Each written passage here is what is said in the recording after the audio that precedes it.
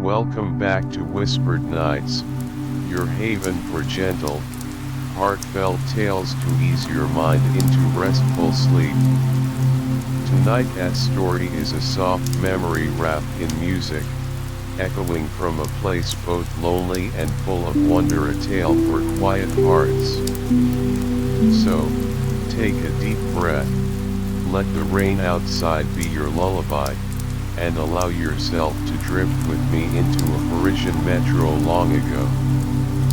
This is the girl who sang in the empty Paris metro, a story not of grand declarations, but of delicate connections found in echoing tunnels, red scarves, and forgotten melodies.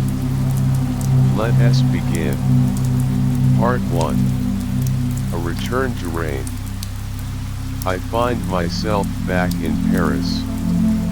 It's been a while since my last visit. I'm here for an old friend's art exhibition. But as soon as I stepped off the plane, something felt off. The city, which used to be full of life and energy, now seemed to be wrapped in a blanket of melancholy. Maybe it was the autumn rain that was falling steadily. Or maybe it was just me. I was feeling this overwhelming sense of weariness. It was like a heavy fog that I couldn't shake off. I was on my way to the exhibition, but I just couldn't bring myself to get there. So, I did something a bit crazy. I deliberately got on the wrong subway train. I guess I was trying to delay the inevitable, to stay in this moment of limbo for a little longer. The subway car was fairly empty, just a few people scattered around. I stared out of the window, watching the lights of the tunnel flash by. And then, I heard it. A voice. It was coming from the opposite platform, which seemed to be empty. The voice was melodious and affectionate, like a siren's call that pulled at my heartstrings. I leaned forward, trying to catch every note. It was as if the voice was cutting through the fog of my weariness. I had no idea who was singing, but I knew that this voice was something special. It was like a ray of light in this otherwise gloomy day. I closed my eyes and let the sound wash over me. The words of the song, whatever they were, seemed to carry a weight of emotion that I could feel deep within me. As the subway train continued to sit there, I was torn between wanting to stay and listen and the need to get to my destination. But in the end, the allure of the voice won. I decided to stay put, to let this mysterious singer take me on a journey, even if it was just for a little while. I thought about my life, about how I had ended up feeling so empty inside. I had come to Paris with high hopes, to reconnect with an old friend and maybe, just maybe, find a bit of myself that I had lost along the way. But now, I was sitting on a subway train, being serenaded by a voice from an empty platform. You know, sometimes life throws these unexpected things at you, and you just have to roll with it. And right now, this voice was the most important thing in my world. I wondered if the singer was aware of the impact their voice was having on me. Was this just another day for them, or were they pouring their heart out, like I was pouring my soul into listening? The rain outside seemed to be getting heavier, and the sound of it hitting the subway windows added a strange sort of rhythm to the song. It was as if the city itself was joining in on this impromptu concert. I looked around the subway car again. The other passengers seemed oblivious to the beautiful voice that was filling the air. They were lost in their own worlds, reading newspapers, or looking at their phones. But I was completely captivated. I was in a trance, my mind focused solely on the voice and the emotions it was evoking in me. As the song came to an end, I felt a sense of loss. I didn't want it to stop. I wanted to hear more, to know more about the person behind that voice. But the subway train started to move again, and I was left with nothing but the echoes of the song in my head. Part 2. The Voice in the Tunnel. The subway train finally came to a complete stop. The doors slid open with a soft hiss, and the platform lights flickered a bit. The car was still empty, save for me. I stared across the tracks at the girl who was singing. She was wearing an old-fashioned trench coat. It was a bit worn at the edges, but it gave her an air of mystery. Around her neck was a bright red scarf, a splash of color in the otherwise dull subway environment. Her eyes were closed, and she seemed completely lost in the song. She was singing Lobby and Rose, a song that's so familiar, yet she made it sound brand new. Her voice was like honey, smooth and sweet, with a hint of something deeper, something that spoke of pain and hope all at once. It was as if she was singing not just to the empty platform, but to the very soul of the city. As if she was trying to soothe the aches and pains that Paris, and maybe even life itself, had.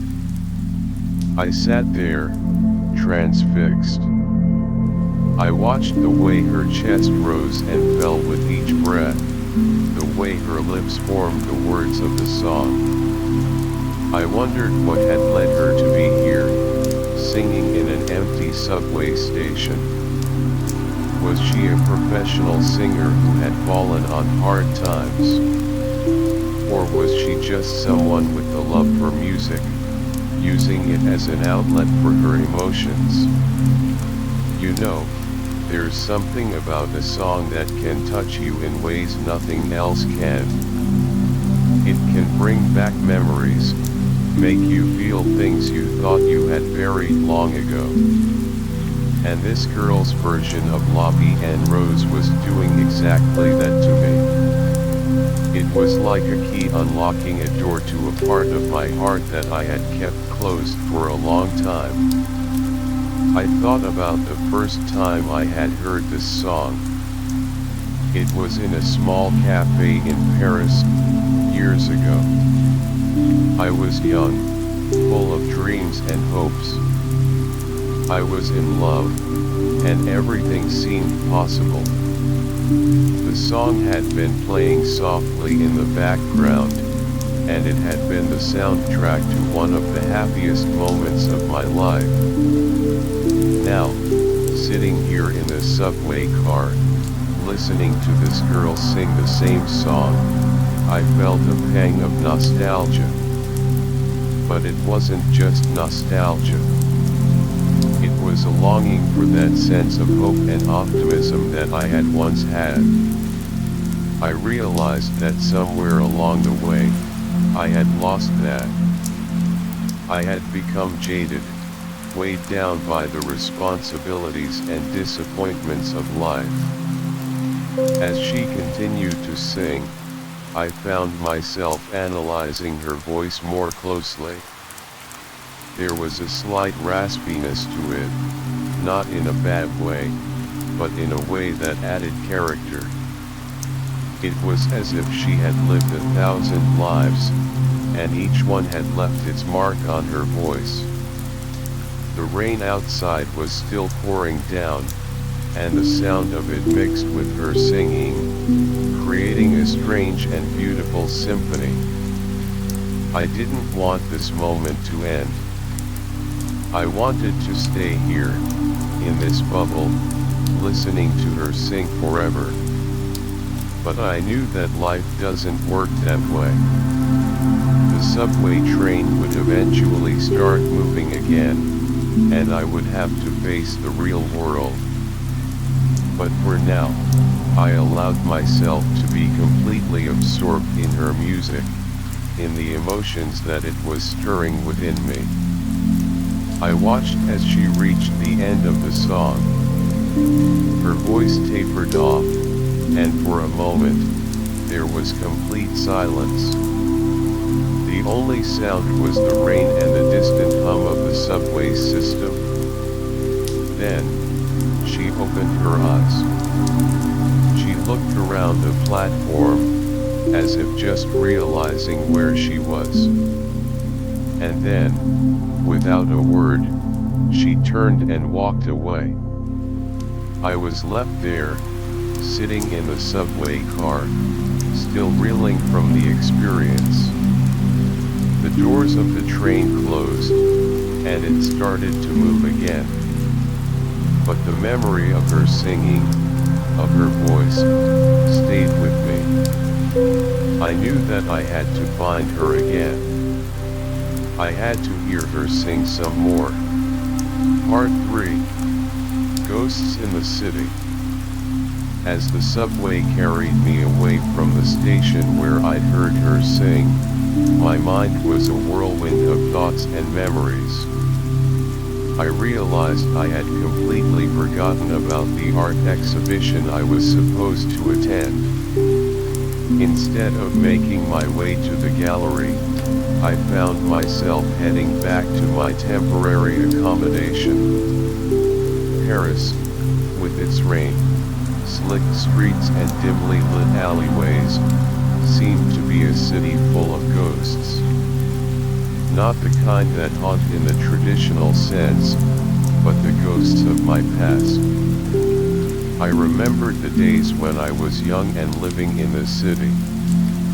Back then, I believed in the power of poetry and the magic of love. I would spend hours in small bookstores, poring over volumes of verse, and then wander the streets, lost in my own thoughts. I would meet friends in smoky cafes, and we'd talk for hours about art, literature, and our dreams. Love was a beautiful, all-consuming force in my life.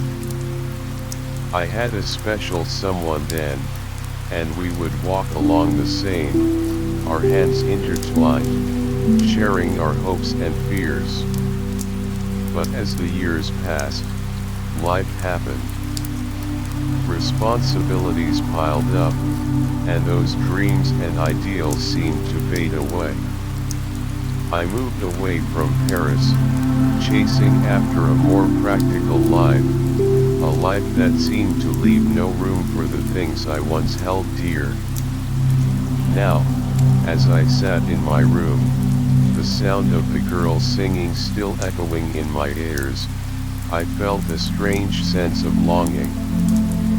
It wasn't just for the girl and her voice, although that was a big part of it. It was for the person I used to be, the one who was open to the beauty and mystery of life. I realized that I had been living on autopilot for so long, going through the motions, but not really feeling. The girl singing had awakened something in me, a long, dormant part of my soul. I took out a notebook and a pen, something I hadn't done in ages. I started to write down my thoughts, trying to capture the feelings that were swirling inside me. It was a clumsy attempt at first, but as I continued, the words started to flow more easily. I thought about how music has this incredible power. It can transport you to another time and place, make you feel things you thought were long gone. This girl's singing had done that to me. It had taken me back to a time when I was full of hope and wonder. I sat there, writing for hours, until my hands started to cramp. Then, I put down the pen and leaned back in my chair. I looked out of the window at the rain-soaked city below. Paris had always been a city of dreams, but for me, it had become a place of lost opportunities. But now, with this newfound sense of something stirring within me, I started to wonder if it was possible to find that part of myself again. Was it possible to reignite the spark that had been extinguished over the years? I knew that the girl who sang in the subway was just a catalyst. She was the one who had opened the door, but it was up to me to walk through it. I decided then and there that I would go back to that subway station the next day. I would listen to her sing again, and maybe, just maybe, I would find the courage to talk to her. As night fell and the city lights started to twinkle, I lay down on my bed. But sleep didn't come easily. My mind was still filled with images of my past, the sound of the girl's voice, and the possibilities that lay ahead. I tossed and turned, thinking about all the things I had left behind, and all the things that could be.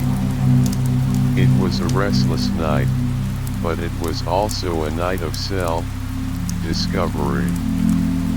I was starting to see that there was more to life than the monotony I had been living. And as I finally drifted off to sleep, I had a feeling that my time in Paris was about to become a lot more interesting. Part 4. The Man Who Listens.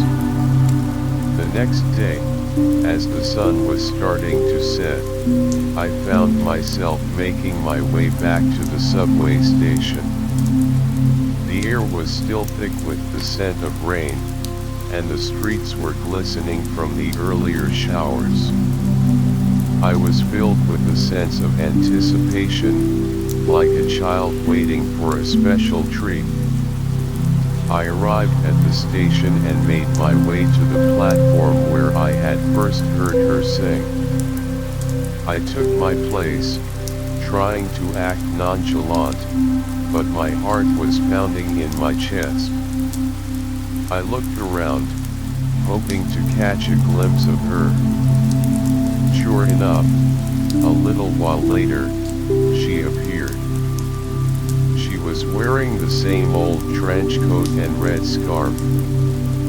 She walked to her usual spot on the opposite platform, and without any preamble, she started to sing.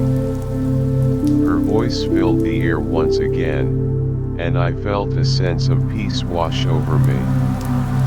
It was as if all the worries and stresses of the day melted away. I closed my eyes and let the music carry me away. This time, I paid even closer attention to the nuances of her voice. There was a certain lilt in her tone, a way she held certain notes that was uniquely hers. Each song she sang was like a chapter in a story, and I was eager to hear more. The days passed, and I found myself returning to the station at the same time every evening. She would show up, sing for a while, and then leave. She never seemed to notice the small crowd that had started to gather around me. Or if she did, she didn't let it show. I still hadn't found the courage to talk to her. I was afraid that if I did, the magic of these moments would be broken. So, I remained a silent listener, soaking in every word, every note. As I listened to her sing, I started to notice the other people around me. There were a few regulars, like me, who would come every day. Some were old, some were young. Some would listen intently, their eyes closed, lost in the music. Others would just stand there, looking at her, as if trying to decipher the mystery of this girl who sang in the empty subway. I wondered what they were thinking. Did they feel the same way I did? Did her music touch their souls in the same profound manner? One day, a young couple showed up. They stood hand in hand, their faces illuminated by the platform lights. As she sang, the couple started to sway gently, lost in their own little world. It was a beautiful sight, and it made me realize how powerful her music was. It had the ability to bring people together, even if just for a few moments. I started to look forward to these daily concerts more and more. They had become the highlight of my day.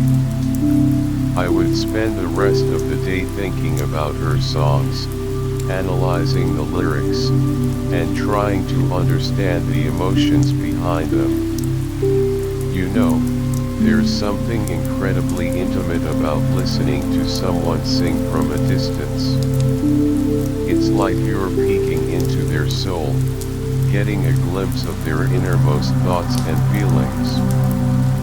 And with her, it was even more so. Her voice was so full of emotion that it was impossible not to be moved. As the evenings went by, I felt a strange connection forming between us, even though we had never spoken a word.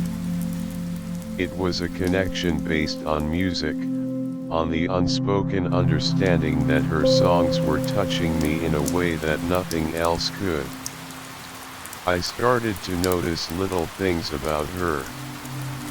The way she would tilt her head slightly to the side when she hit a high note. The small smile that would play on her lips when she was really getting into the song. These little details made her even more fascinating to me. But still, I held back. I was content to be a silent observer, a listener who was slowly being transformed by her music. As the sun set on another day, and she finished her set and walked away, I knew that I was in for another night of thinking about her, of waiting for the next day when I could hear her sing again. Part 5. Music and Memory. Each song she sang was like a key that unlocked a hidden door in my mind. As the notes filled the subway air, memories came flooding back, one after another. When she sang a soft ballad, I was transported back to the days of my young love. I remembered the first time I held my lover's hand. It was a warm summer evening in Paris. We were walking along a cobblestone street, the setting sun casting a golden glow over everything. The feel of her hand in mine, the shy smiles we shared, it was a moment of pure bliss. That simple touch had set my heart aflutter, and now, this song was bringing all those emotions back to the surface. Another time, she launched into a lively tune. Suddenly, I was in my mother's kitchen. The smell of freshly baked bread filled the air. My mother was there, humming along as she kneaded the dough. I could see the flour dusting her hands and the apron tied around her waist. Those were the days of simple pleasures, of family dinners and the comfort of home. Her song had the power to make me relive those precious moments as if they were happening right now.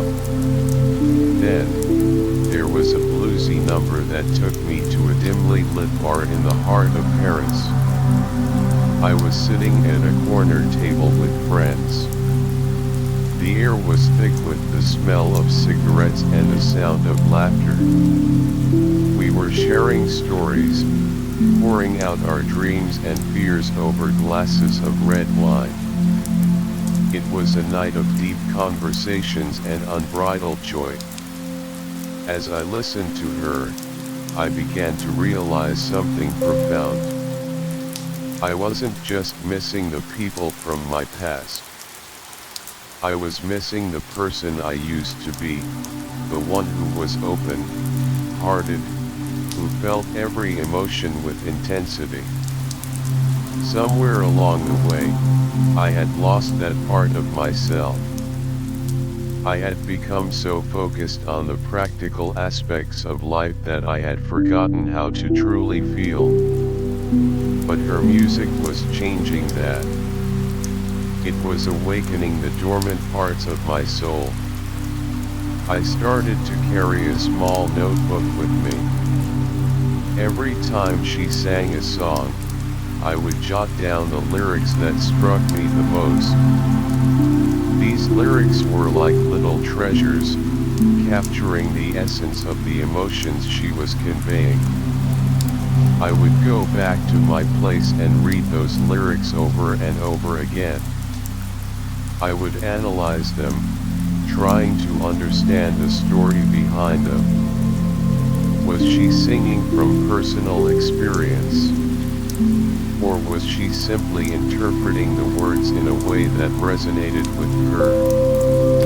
I found myself becoming more and more invested in her music. It was no longer just a pleasant sound to listen to. It was a journey into my own past, a chance to reconnect with the parts of myself that I had left behind. I started to notice how different songs affected the small crowd that gathered to listen to her. Some people would cry, their faces wet with tears as they were moved by the raw emotion in her voice. Others would smile, nodding their heads in time to the music, finding a sense of comfort in the familiar melodies. I wondered what it was about her singing that had such a powerful impact on all of us. Was it the purity of her voice? Or was it the way she seemed to pour her heart and soul into every song? As the days turned into weeks, I continued to be a regular at her subway concerts. Each day was a new discovery, a new memory unearthed by her music. And with each passing day, I felt myself changing, becoming more in tune with my emotions, more alive. I looked forward to the evenings, not just for the beautiful music, but for the opportunity to explore my own past, to remember the person I once was, and to hope for a future where I could be that person again. Part 6. Rain that stayed. Paris seemed to be locked in an endless embrace with the rain. Day after day, the sky remained a dull gray, and the rain fell in a steady rhythm. The subway stations, usually bustling with activity, took on a slightly different atmosphere. The sound of raindrops hitting the glass-covered platforms added a soft, almost lulling background noise to her singing. I had become so accustomed to this routine. I would arrive at the subway station in the late afternoon, just as the light outside was starting to fade. I'd take my usual spot on the platform, waiting for her to appear. And every day, Like clockwork, she would emerge from the shadows, her red scarf a bright splash of color against the dreary backdrop. As I listened to her sing, I began to notice the little details about her. Her fingertips were calloused, a telltale sign of someone who had spent a lot of time playing an instrument. I wondered what kind of instrument it was. Was it a guitar, whose strings she'd plucked to create melodies that matched her voice? Or perhaps a piano, the keys of which she'd pressed with passion. Her old leather shoes were scuffed and worn, with small cracks on the surface. They told a story of countless walks, of a life lived on the move. I couldn't help but wonder where those shoes had taken her, what kind of adventures or hardships she had endured. And then there was her voice. It had a slight raspiness to it, a roughness that only added to its charm. It was as if she had lived a life full of stories, and each one of those stories had left an indelible mark on her vocal cords. I thought about how she must have poured her heart and soul into her singing, day after day, to have developed such a unique timbre. It was clear to me that she wasn't singing for money. There was no hat or open guitar case at her feet, no plea for coins from the passers-by. She was singing for the love of it, for the need to express something deep within herself. She was singing to maintain a rhythm in her life, a rhythm that was perhaps the only constant in a world that seemed to be in a constant state of flux. I watched as she sang, her eyes closed, lost in the music. She was completely oblivious to the people around her, including me. It was as if she was in her own world, a world where only the music mattered.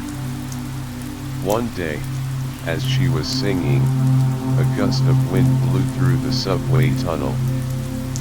It carried with it a faint scent of rain, washed earth and the distant smell of freshly baked pastries from a nearby bakery. The wind ruffled her hair, but she didn't seem to notice. She continued to sing, her voice unwavering, as if the wind was just another part of the soundtrack of her performance. I looked around at the other people on the platform.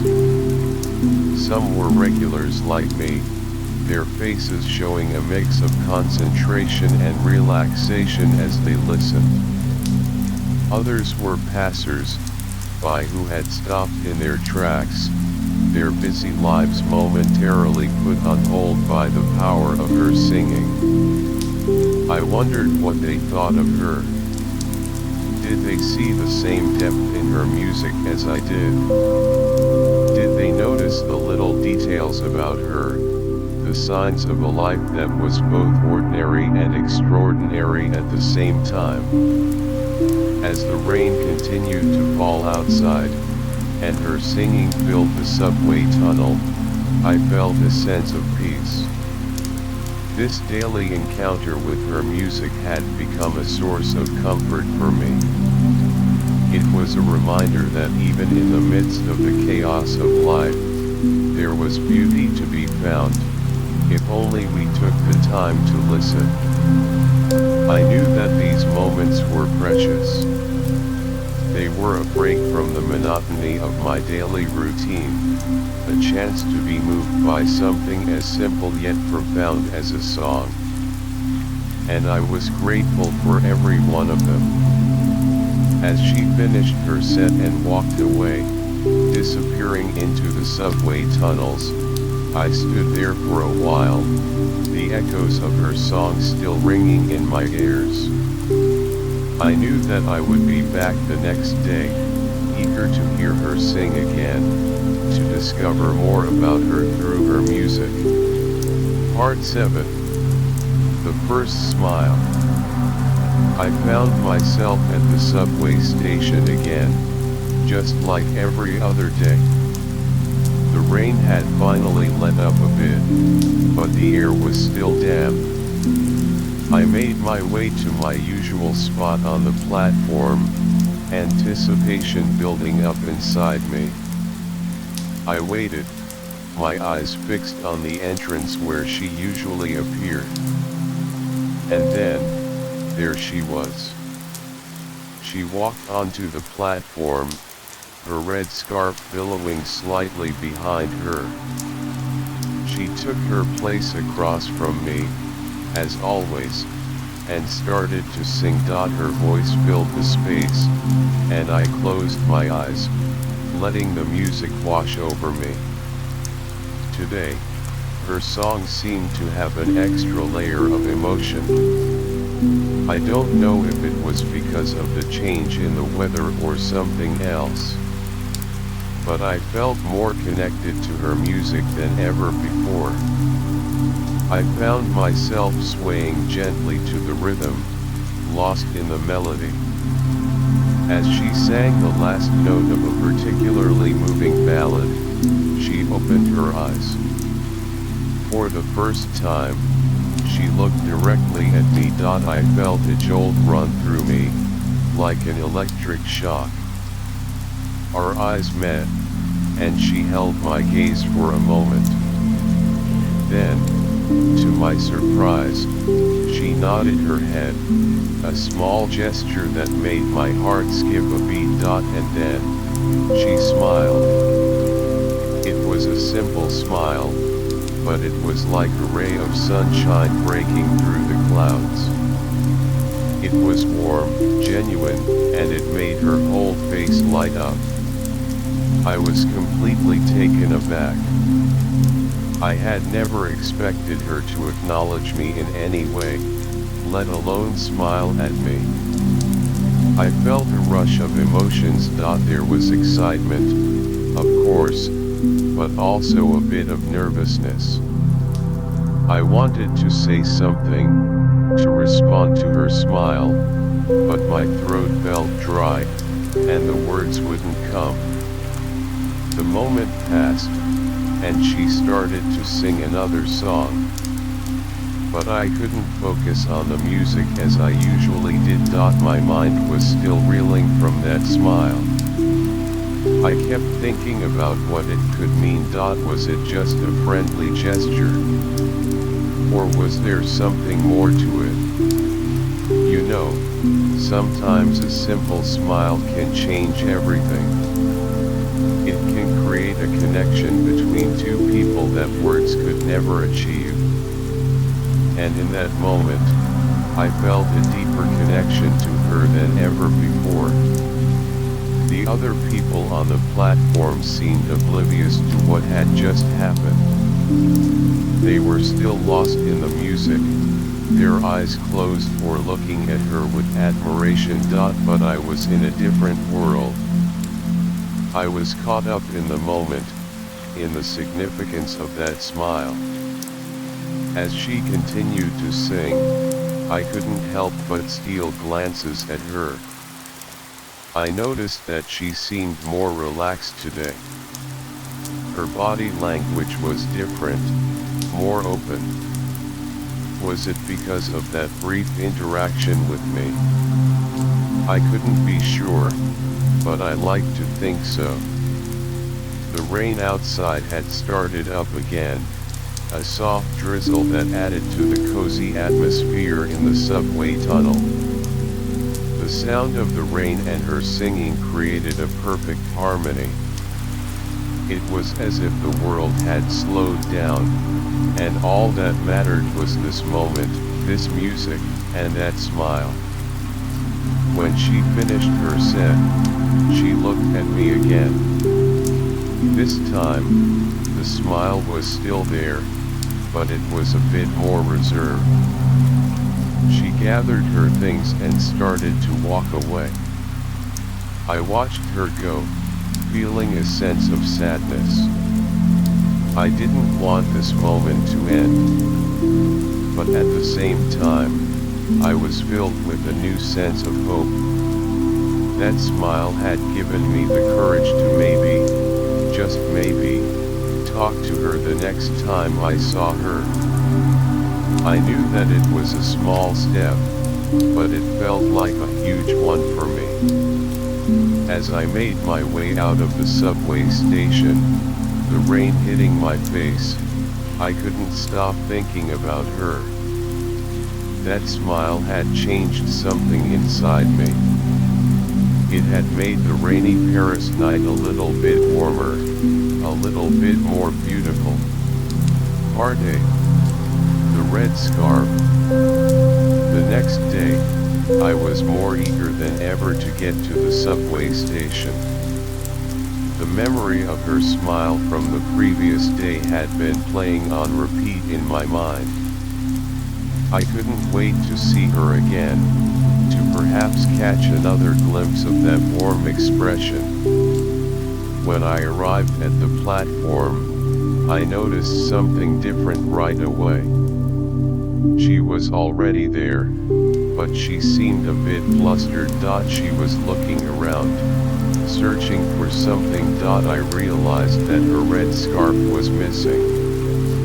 I looked around the platform as well, trying to help her find it. I knew how much that scarf meant to her. It was like a signature accessory, a part of her identity in a way.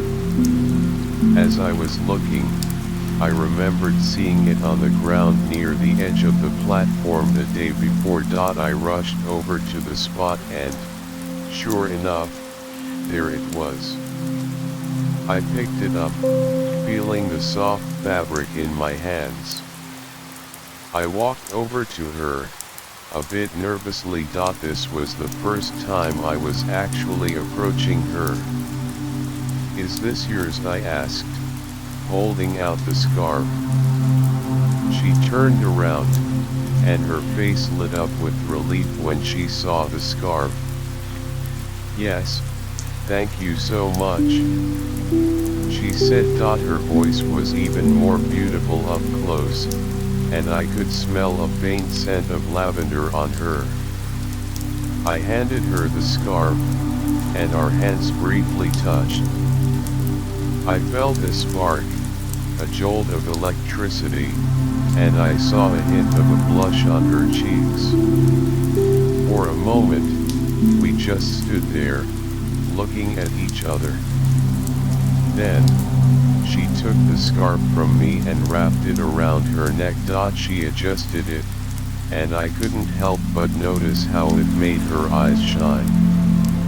I wanted to say something more, to start a proper conversation, but I was tongue-tied. I had rehearsed so many things to say in my head on the way here, but now, all the words seemed to have disappeared. She looked at me and smiled again, that same warm smile that had melted my heart the day before.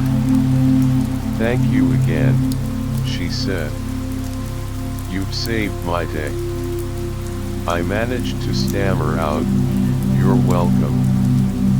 I'm glad I could help." She nodded, and then, as if she remembered something, she said, "I have to go now. But I'll see you here, right?" I nodded eagerly. "Yes, of course." She gave me one last smile and then turned and walked away. I watched her go, feeling a mix of elation and disappointment. Elation because I had finally talked to her, even if it was just for a few seconds. Disappointment because I felt like I could have said more, done more. But at the same time, I was filled with a new sense of hope. She had asked if she would see me here again. That had to mean something, right? As I made my way home that evening, I couldn't stop thinking about our encounter. The touch of her hand, the way she had looked at me, and that smile, they were all etched in my memory. I realized that my feelings for her were growing deeper. It wasn't just her music that had captured my heart anymore. It was her, the whole person. That night, I lay in bed, looking at the ceiling. I couldn't sleep. My mind was filled with thoughts of her. I wondered what her story was, where she came from, and what had led her to sing in the subway. I decided then that the next time I saw her, I would be more prepared. I would find the courage to have a real conversation with her, to get to know her better. The rain outside was falling gently, and the sound was almost soothing. But my heart was racing with excitement and anticipation. I couldn't wait for the next day to come, to see her again and hopefully, take our connection to the next level. Part 9. A day without song. The next day, I arrived at the subway station with a sense of excitement. I had spent the whole day thinking about what I would say to her when I saw her. I had planned out little conversations in my head, imagining different scenarios. But when I got to the platform, she wasn't there. I waited, thinking she might be running a little late. Minutes turned into an hour, and still, there was no sign of her. I started to worry. Was she okay? Had something happened to her? I looked around at the other people on the platform. Some of the regulars were there, and they too seemed confused and disappointed. I sat down on one of the benches, my eyes fixed on the entrance. I was determined to wait for her, no matter how long it took. 2 hours passed, and I was starting to lose hope. This was the first time she had ever missed her usual singing session. I realized how much I had come to rely on these daily encounters, on her music. As I sat there, I found myself recalling every note she had ever sung, every expression on her face as she performed. Her voice had become such an important part of my life, a source of comfort and inspiration. I thought about the first time I had heard her sing, how she had pulled me out of my emotional slump. And now, without her music, I felt a sense of emptiness. Finally, I decided to give up for the day. I got up and slowly made my way to the exit. But as I was walking, I heard it. A faint melody, coming from outside the subway station. I stopped in my tracks. It was her voice. I recognized it immediately. I turned around and followed the sound. I found her singing on a street corner outside the subway. There was a small crowd gathered around her, but she seemed oblivious to them. She was lost in her music, just like she was in the subway. I pushed my way through the crowd and stood at the front. She saw me and gave me a small smile, but she didn't stop singing. I listened, feeling a sense of relief wash over me. She was okay. And her music was as beautiful as ever. As she finished the song, the crowd applauded. She thanked them and then walked over to me. "Sorry I wasn't at the subway today," she said. I had some things to take care of. I shook my head. It's okay. I'm just glad I found you. She looked at me, her eyes serious. You know, you're one of the few people who really listen. Who really seem to understand my music. I blushed. Your music means a lot to me. It's changed me. She smiled. That's what music is supposed to do, right? Change people, touch their hearts. We stood there for a moment, just looking at each other. The rain had started to drizzle again, but neither of us seemed to notice. Then, she said, I have to go now. But we'll talk more, okay? I nodded. Okay. She walked away, and I watched her go. This time, I didn't feel the same sense of disappointment. Because I knew that we were starting to build something, a connection that went beyond just her singing. As I made my way home, I felt a new sense of purpose. I couldn't wait to talk to her more, to learn more about her and her music. Part 10. Finally, a word. The next time I saw her, my heart skipped a beat. I had been looking forward to this moment, rehearsing what I wanted to say. She was at our usual spot in the subway, and when she saw me, she gave me that warm smile that had become so familiar. I took a deep breath and walked up to her. This time, I was determined to have a real conversation. Your song saved me, I said, the words coming out in a rush. I had thought about these words for so long, and now that I was saying them, it felt like a weight was lifted off my chest. She looked at me, her eyes wide with surprise. Then, a soft smile spread across her face. You know, she replied, you've been saving me every day too. I was taken aback. I had never expected her to say something like that. What do you mean? I asked. She sat down on a bench, and I joined her. She took a deep breath before speaking. Singing here, day after day, it can get lonely. But seeing you in the crowd, knowing that you really listen, it gives me the strength to keep going.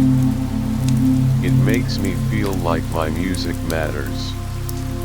I listened intently, hanging on to her every word. I had no idea that I had such an impact on her. I thought it was only her music that was having a profound effect on me. We talked for a while, about her music, about my life. I told her about why I had come to Paris, about the art exhibition I had missed, and about how lost I had felt before I heard her sing. She told me about her love for music, how it had been a constant in her life through all the ups and downs. She shared stories of her struggles, of the times when she thought about giving up, but then found the courage to keep going. As we talked, I felt a deeper connection forming between us. It was no longer just about her singing and my listening. We were sharing our souls, our hopes, and our fears. The subway trains came and went, and the people on the platform changed, but we sat there, engrossed in our conversation. Finally, she looked up at me and said, it's getting late. How about we go somewhere and get a coffee? I nodded eagerly. That sounds great. We got up and walked out of the subway station together. The rain had stopped, and the air was fresh. We walked side by side, not saying much, but the silence was comfortable. We found a small cafe nearby. The warm, yellow light from inside spilled out onto the sidewalk. We went in and took a table in the corner. The cafe was filled with the smell of freshly brewed coffee and the sound of soft chatter. We ordered our coffee, and as we waited, we looked at each other. I felt a sense of contentment. For the first time in a long time, I was truly present in the moment. I was with this amazing girl, who had not only a beautiful voice but also a beautiful soul. The coffee arrived, and we took sips, still looking at each other. I knew that this was just the beginning of something special. Part 11. Chords and Coffee. Sitting across from her in that cozy cafe, I felt a new sense of intimacy. The soft glow of the cafe lights made her features even more enchanting. We sipped our coffee, and for a moment, there was a comfortable silence between us. Then, she began to tell me her story. She had been a music student once, she said. She had dreamed of performing on grand stages, of having her music touch the hearts of thousands. But life had other plans. Her family had faced a series of hardships, which led to a painful split. Suddenly, the future she had envisioned was shattered. For 4 long years, she had been adrift. She had no home in the traditional sense, just the streets of Paris and the subway tunnels as her haunts. But through it all, her music had been her constant companion. She didn't sing for the big stages anymore, she explained. She didn't want the glitz and the glamour. She wanted to sing for those who truly listened, for those who could feel the emotions behind her songs. She said that the small audience at the subway, especially me, made her feel like she was making a real connection. I listened, completely absorbed in her words. I felt a deep sense of admiration for her. Despite all the challenges she had faced, she had held on to her music, to her passion. I told her how much her music had changed me. How it had awakened parts of me that I thought were long gone. How it had given me hope when I was at my lowest. As we talked, I realized that we had more in common than I had thought. We had both experienced disappointment, both felt lost at some point in our lives. But her music had been the light that had guided me out of my darkness. After a while, I said, I want to be your listener, always. Your music is too beautiful to be hidden away. I'll be there, no matter what. She smiled at me, a smile that reached her eyes. Thank you, she said. That means the world to me. We sat there for hours, talking about music, about life, about our dreams. She told me about the songs she wanted to write, the stories she wanted to tell through her music. I listened, offering my thoughts, my support. As the night grew deeper, the cafe started to empty out. The barista was cleaning up, and it was clear that it was time for us to leave. We got up, and as we walked out of the cafe, the cool night air hit us. The rain had started again, a gentle drizzle. We stood outside, not wanting the night to end. She looked at me and said, "You know, I've never met anyone like you. Someone who truly gets my music." I took her hand. "I feel the same way about you," I replied. We stood there for a moment, just looking at each other. The rain was falling around us, but we didn't care. It was as if the world had stopped, and it was just the two of us.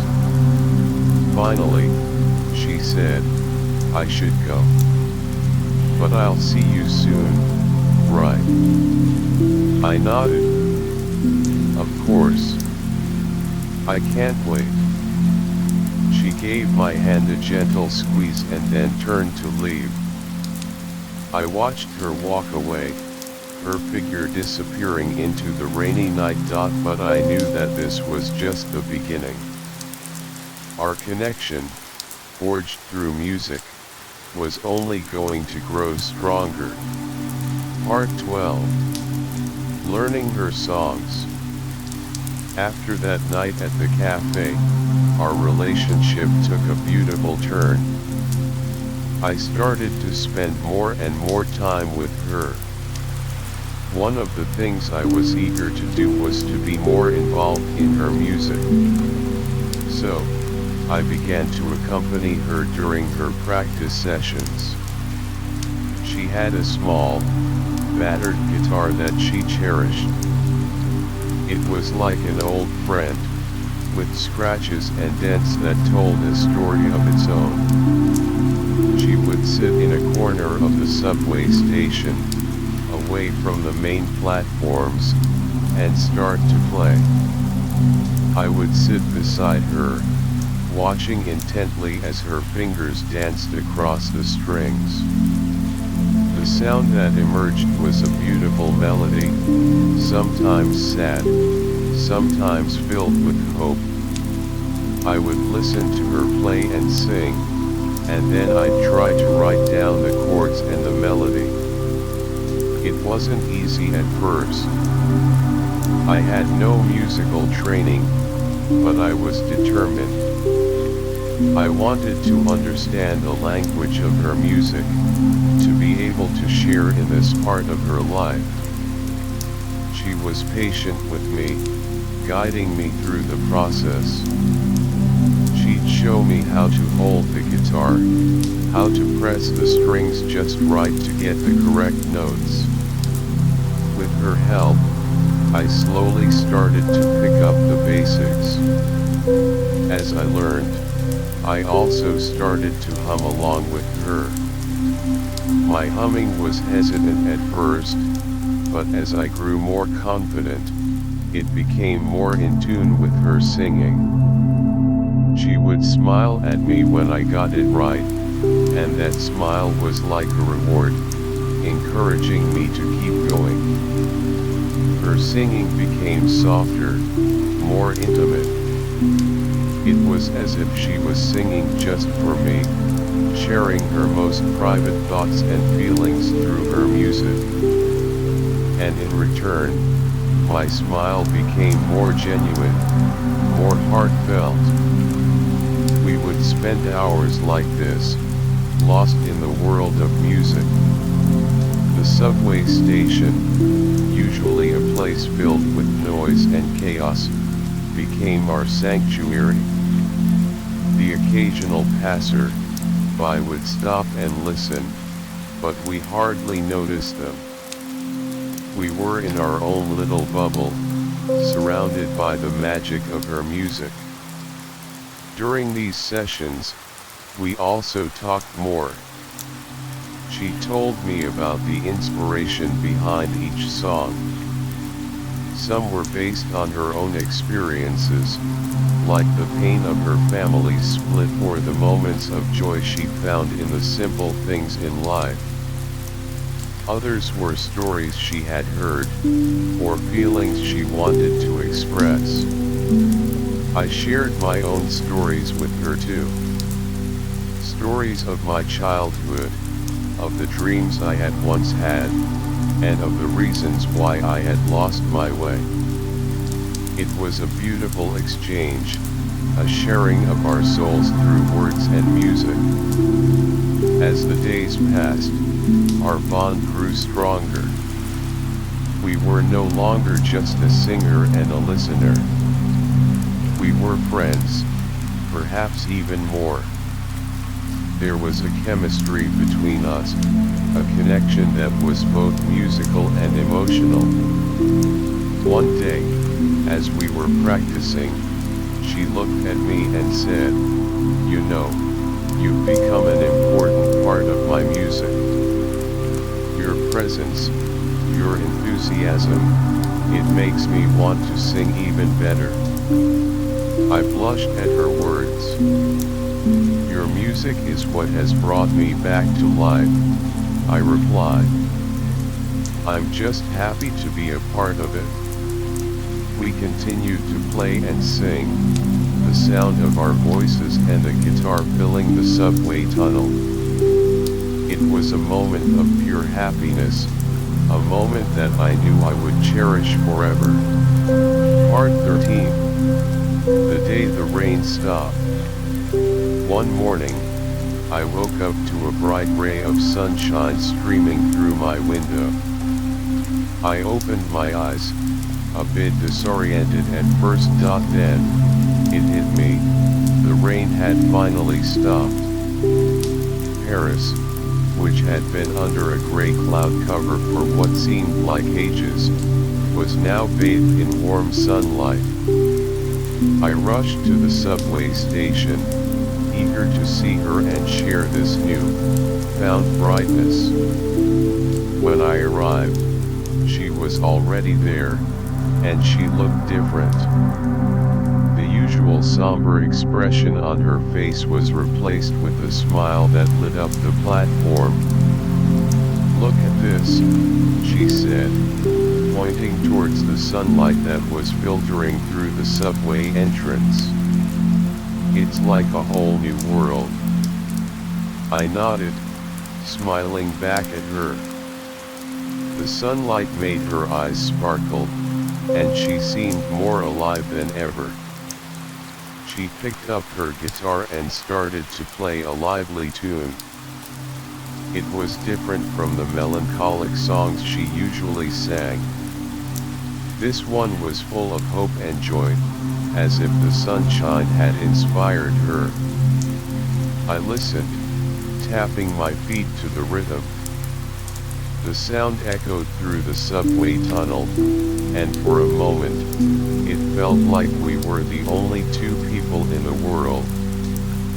As she finished the song, she looked at me and said, "We can go to other places to sing now, don't you think? Places where the sun can shine on us."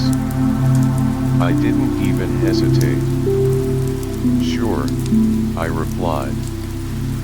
"With you, I'd go anywhere." She grinned, and we packed up her guitar. We walked out of the subway station together, into the sunlight. The streets of Paris were bustling with activity.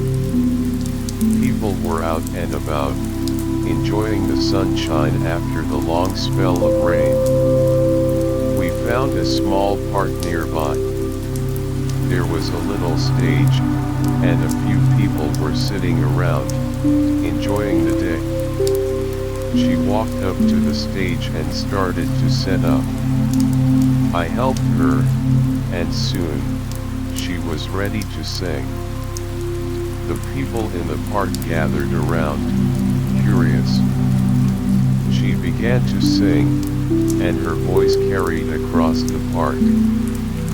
It was a beautiful sight, her, singing in the sunlight, with the park as her backdrop.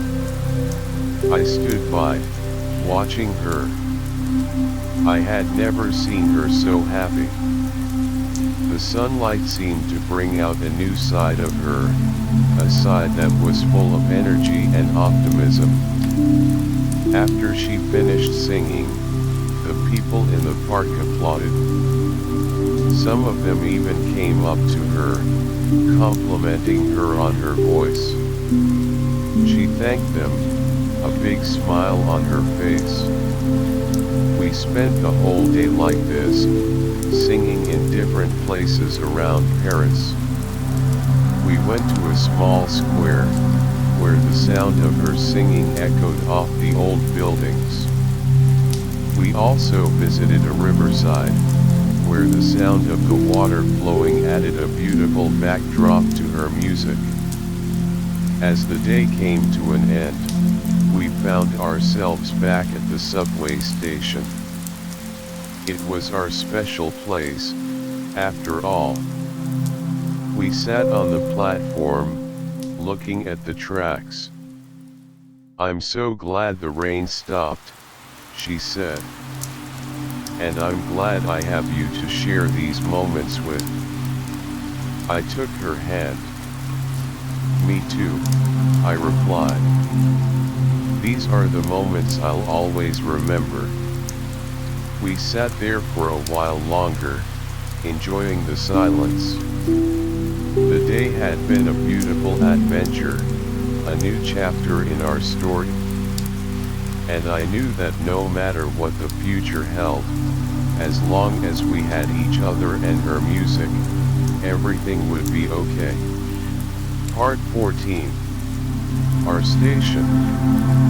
As the days turned into weeks, we continued to explore Paris together, singing in different nooks and crannies of the city. We visited charming cafes with outdoor seating, where the patrons would stop their conversations to listen. The smell of freshly baked pastries and coffee mingled with her music, creating a delightful atmosphere. We also found ourselves in quiet bookstores, the shelves of books acting as a backdrop to her soul, stirring melodies. And then there were the bridges over the Seine. The sound of the water flowing beneath us added a natural rhythm to her singing, and the view of the city around us was simply magical.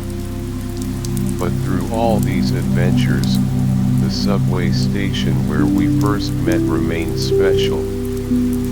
It was the place where our journey had begun, the place where our connection was forged. So, we decided to make it our anniversary of our acquaintance, a place to come back to every year, to celebrate our friendship and the music that brought us together. As autumn rolled around, the leaves on the trees in Paris started to change color. The city was painted in hues of red, orange, and yellow, and it looked more beautiful than ever. We made our way back to the subway station, just like we had promised.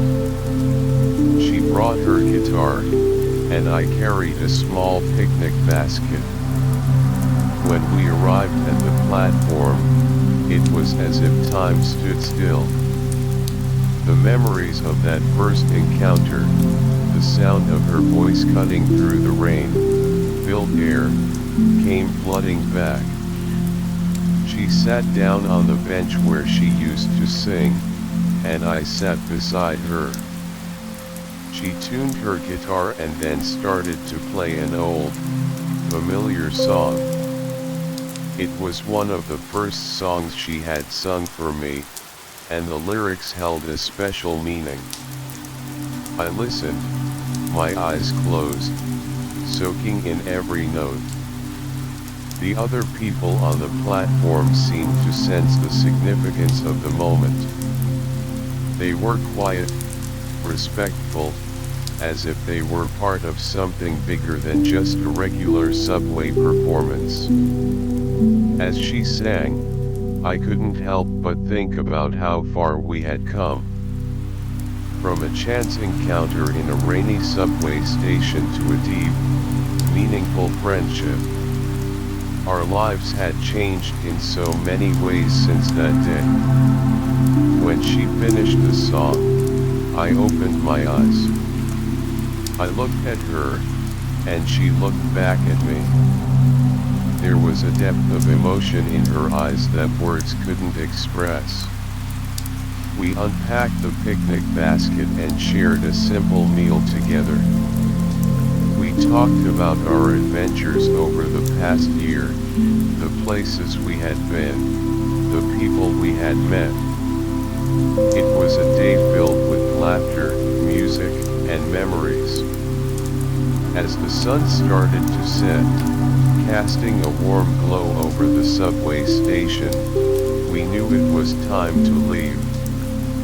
But we left with a sense of contentment, knowing that this place, this subway station, would always hold a special place in our hearts. It was our place, a place that symbolized the start of something beautiful. We made our way out of the subway station, hand in hand. The city lights were starting to twinkle, and Paris looked like a fairy tale. And as we walked, I knew that no matter where life took us, we would always have this special bond, this connection through music and the memories of our time in Paris. Part 15. I still hear her sing. Now, I find myself sitting in a corner of a cozy bar. Outside, the rain is pattering softly against the window panes, just as it did on that fateful day back in 1984. The glass in front of me is half full, and the soft, warm glow of the bar lights casts a mellow and intimate atmosphere all around. I can't help but let my mind wander back to those days in Paris, to the girl who sang in the empty subway. It's been ages since then, but her voice still resonates clearly in my memory, as if it were just yesterday that I first heard her. I often get lost in the flood of memories of our time together. The way she would completely immerse herself in her songs, pouring her heart and soul into every note. The focused look on her face as her fingers danced across the guitar strings, creating melodies that seemed to touch the very depths of my being.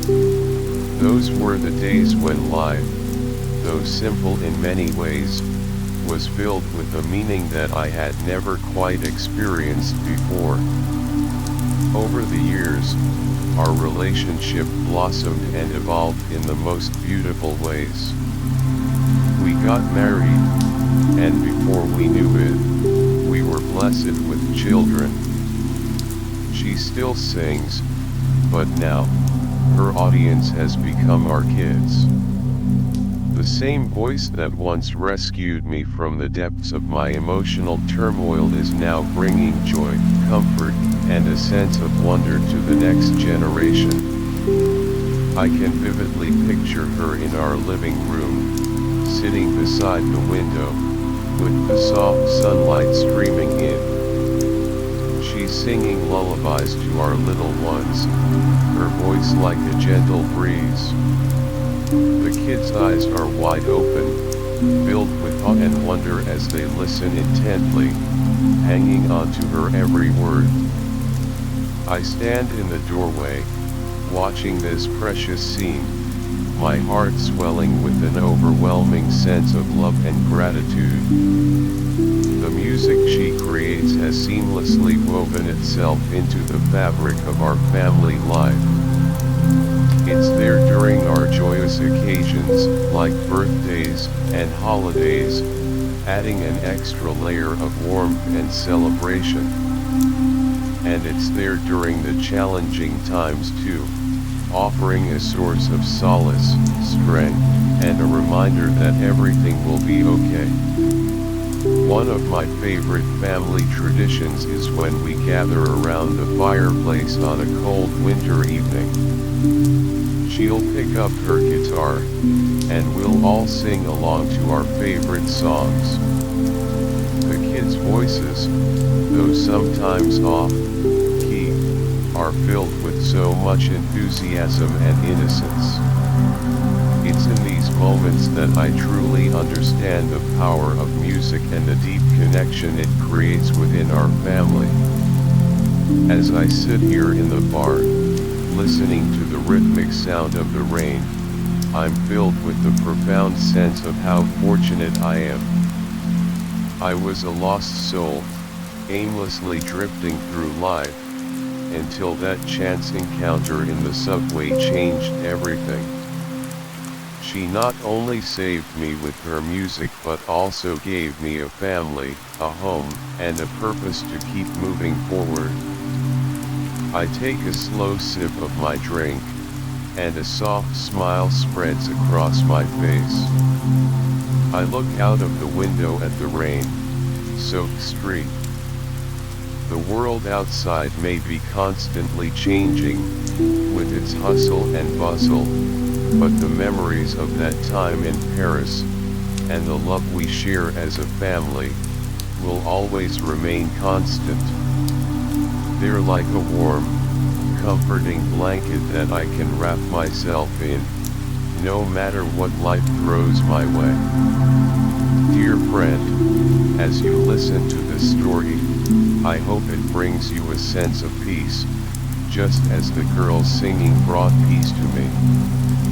Maybe you'll close your eyes and let your imagination carry you to the streets of Paris. Picture the cobblestone alleys, the Eiffel Tower in the distance, the sound of the rain, and the beautiful music filling the air. And with that peaceful image in your mind, you can gently drift off into a restful sleep. Good night, and may your dreams be filled with warmth, beauty, and the kind of love that lasts a lifetime.